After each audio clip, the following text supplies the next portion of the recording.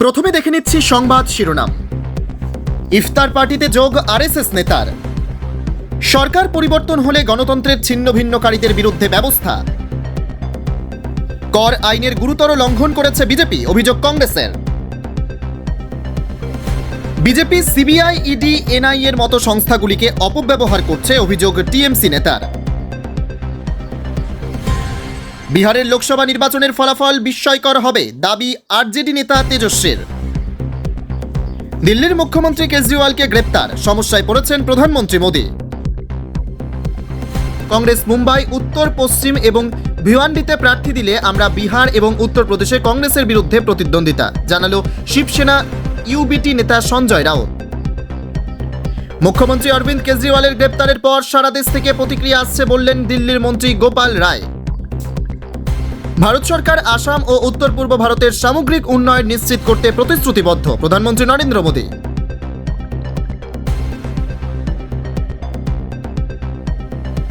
এবার ইফতার পার্টিতে যোগ দিলেন আরএসএস নেতা ইন্দ্রেশ কুমার।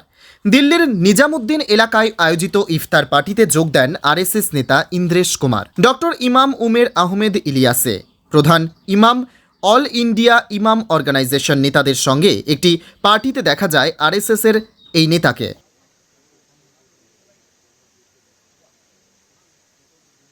সরকার পরিবর্তন হলে গণতন্ত্রকে ছিন্ন ভিন্নকারীদের বিরুদ্ধে অবশ্যই ব্যবস্থা নেওয়া হবে, আর এমন ব্যবস্থা নেওয়া হবে যাতে কেউ কোনোদিন এসব করার সাহস না পায়।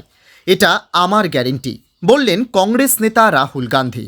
अगर ये इंस्टीट्यूशंस अपना काम करते, अगर सीबीआई अपना काम करती, ईडी अपना काम करती, तो ये नहीं होता। तो उनको ये भी सोचना चाहिए, ये जो सब कर रहे हैं, कि किसी ना किसी दिन बीजेपी की सरकार बदलेगी और फिर कार्रवाई होगी, और ऐसी कार्रवाई होगी कि मैं गारंटी कर रहा हूं ये फिर से कभी नहीं होगा। तो उनको भी सोचना चाहिए। কর আইনের গুরুতর লঙ্ঘন করেছে বিজেপি, এই অভিযোগ কংগ্রেসের। কংগ্রেস নেতা ক্ষোভ প্রকাশ করে বলেন, 2017-18 অর্থ বছরে বিজেপি 1297 জনের কাছ থেকে 42 কোটি টাকা নিয়েছে। যারা এই অর্থ বিজেপিকে দিয়েছে তারা কারা, এই টাকা পাকিস্তান থেকে এসেছে না কোথা থেকে, তার কোনো তথ্য প্রকাশ করা হয়নি, যা পুরোপুরি কর আইন লঙ্ঘন করেছে বিজেপি। অথচ কংগ্রেসের সাংসদ বিধায়করা 23 জনের কাছ থেকে মাত্র 14 লাখ টাকা দলের খাতায় জমা করেছেন, যাদের তথ্য প্রকাশ করা হয়েছে। কিন্তু এর জন্য কংগ্রেসের 135 কোটি টাকার ব্যাংক অ্যাকাউন্ট জব্দ করা হয়েছে। কংগ্রেস বলেন, গত 2 বছরে বিজেপি 253 জনের কাছ থেকে 2.5 কোটি নিয়েছে, যাদের কোনো তথ্য আজও প্রকাশ করা হয়নি। কংগ্রেসের এই নেতা আইটি বিভাগের সমালোচনা করে প্রশ্ন তোলেন, গত 7 বছরে বিজেপি 4600 কোটি টাকারও বেশি কর ফাঁকি দিলেও তাদের বিরুদ্ধে কোনো ব্যবস্থা নেওয়া হচ্ছে না কেন? हम लोगों को जो नोटिसेज आए हैं, मैंने आपको बताया सीताराम केसरी जी के जमाने के हमारे 1993-94 के नोटिसेज हमारे को आए, सीताराम केसरी जी के जमाने के। और जब नोटिसेज पिछली बार आए थे, डिमांड कल हमारे पास में आया है 53 करोड़ का। सीताराम केसरी जी के जमाने के 53 करोड़ का डिमांड कांग्रेस का 1993-94 का कांग्रेस को आया। और टोटल पिछले इसी तरीके से उन लोगों ने 5 सालों का दिया है, 3 सालों का और वो बना रहे हैं। टोटल 1823 करोड़ की डिमांड कांग्रेस पार्टी से करेगी है। 1823 करोड़ का डिमांड इनकम टैक्स ने कांग्रेस पार्टी से किया है। বিজেপি সিবিআই, ইডি, এনআইএ এবং আয়করের মতো সংস্থাগুলিকে অপব্যবহার করছে, এই অভিযোগ করেন টিএমসি নেতা কুণাল ঘোষ। তিনি বলেন, আমাদের কাছে এনআইএ সূত্র থেকে তথ্য রয়েছে। বিজেপির 2 জন নেতা এনআইএ অফিসার ধনরাম সাথে তার বাসভবনে 2 দফায় বৈঠক করেছেন। তারা গ্রেপ্তার, আটক ও হয়রানির জন্য টিএমসি কর্মীদের একটি তালিকা হস্তান্তর করেছেন। देखिए, भाजपा जो मिसयूज कर रहे हैं, ये CBI, ED, NIA, income tax, NIA से एक इंफॉर्मेशन आ रहा है, एक सोर्स दे रहा है, 2 BJP leaders, both of them वो उम्मीदवार है। एनआईए का ऑफिसर धनराम सिंह के घर में 2 फेज में उन्होंने बैठक किया, मीटिंग किया। और एक लिस्ट दिया तृणमूल कांग्रेस वर्कर्स लीडर्स को, जाइए उसको बुलाइए, सामान इशू कीजिए और अरेस्ट कीजिए, डिटेन कीजिए, ये वोट कैंपेन से निकालिए। तो अकॉर्डिंगली एनआईए कुछ नोटिस इशू किया। एक लीडर भाजपा का निजाम पैलेस में आकर वो ऑफिसर से मीट किया और अकॉर्डिंग टू सोर्सेस उसका एक प्लानिंग है, कल से 2-3 दिन 2-3 फेज में 2-3 डिस्ट्रिक्ट में तृणमूल का जो वर्कर्स है उसको अरेस्ट करना, डिटेन करना, उसका घर में रेड करना। तो हम लोग पूछते हैं ये जो इंफॉर्मेशंस है whether these are true or not। एक ऑफिसर एनआईए का उसके घर में जाकर बीजेपी मीटिंग कर रहा है, उस घर में जाकर लिस्ट दे रहा है और अकॉर्डिंग टू द लिस्ट वो लोग काम कर रहे हैं और एनआईए के एक सेक्शन ही इन पे नाराज हो गया है। तो वेदर इट इज ट्रू और नॉट, अगर ट्रू है तो उनको इन पर स्टेप लेना चाहिए और ऐसा भाजपा के लिए वोट के पहले ऐसे करना नहीं चाहिए।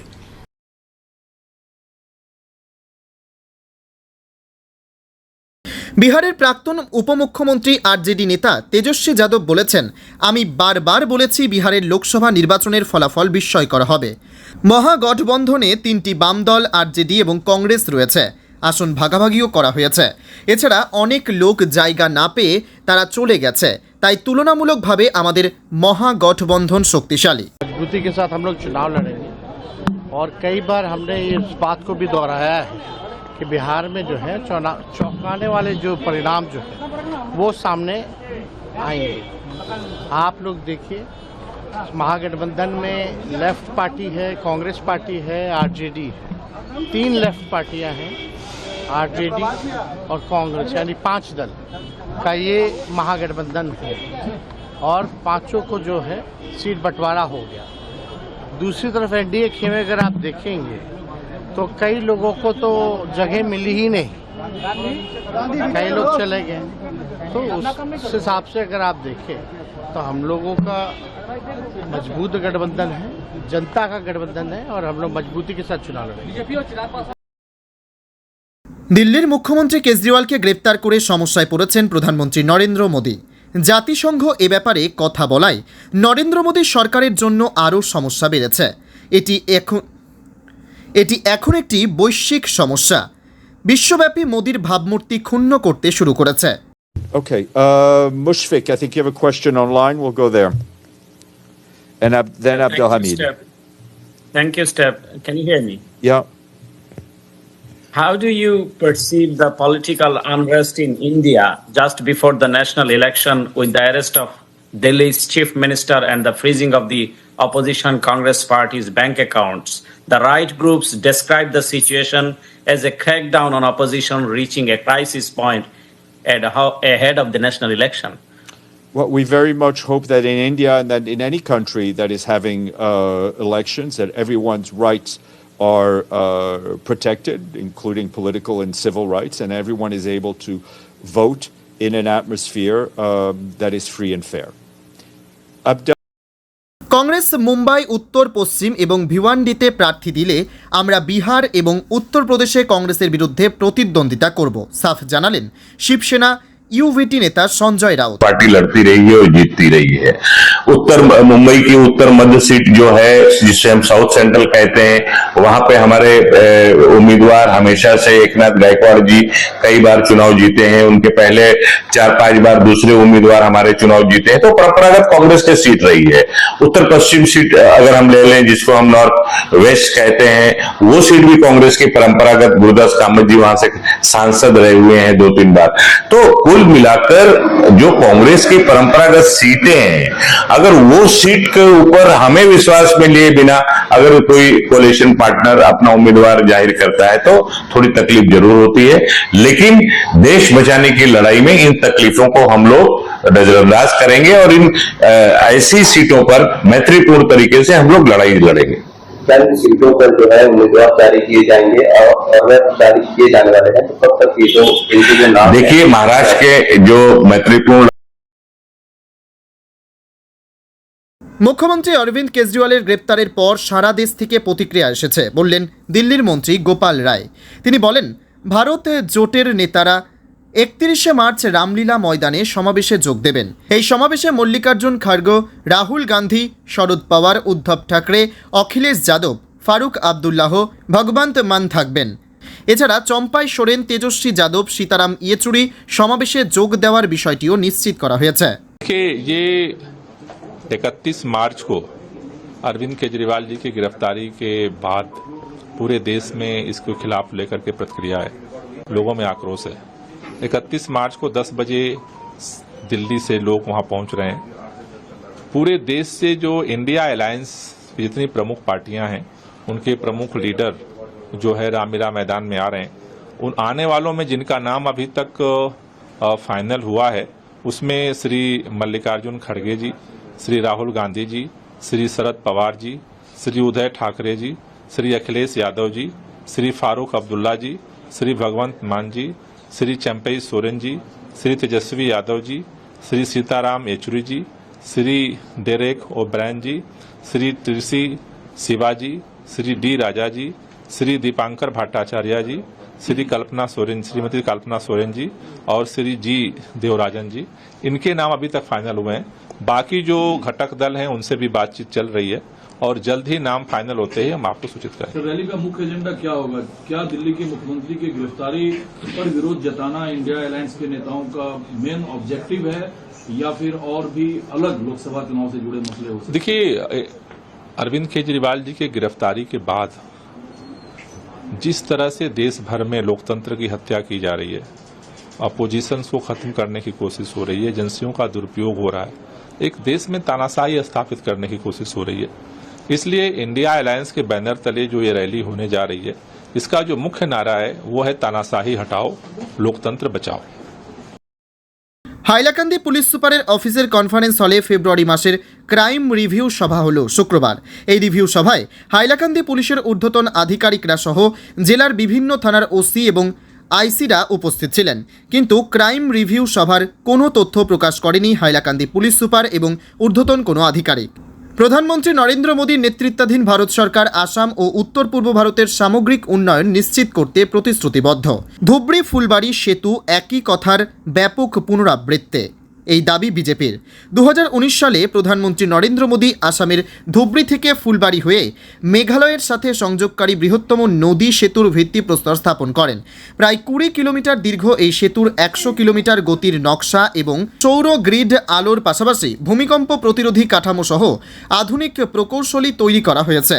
আমাদের মাননীয় প্রধানমন্ত্রীর প্রতি আমরা কৃতজ্ঞতা। কংগ্রেসের কয়েকটি ঐতিহ্যবাহী আসনের জন্য শিবসেনা ঘোষিত প্রার্থীদের বিষয়ে মহারাষ্ট্র কংগ্রেসের কার্যনির্বাহী সভাপতি নাসিম খান বলেছেন, এটা দুজনকে যখন আমাদের জোটের অংশীদার কংগ্রেসের ঐতিহ্যবাহী আসনগুলির জন্য প্রার্থী ঘোষণা করে তবে আমরা এড়িয়ে যাব। জাতিকে বাঁচানোর জন্য এমন একটি কাজ যা একটি বড় কারণ। আমরা সেই আসনগুলিতে একটি বন্ধুত্বপূর্ণ লড়াই করব।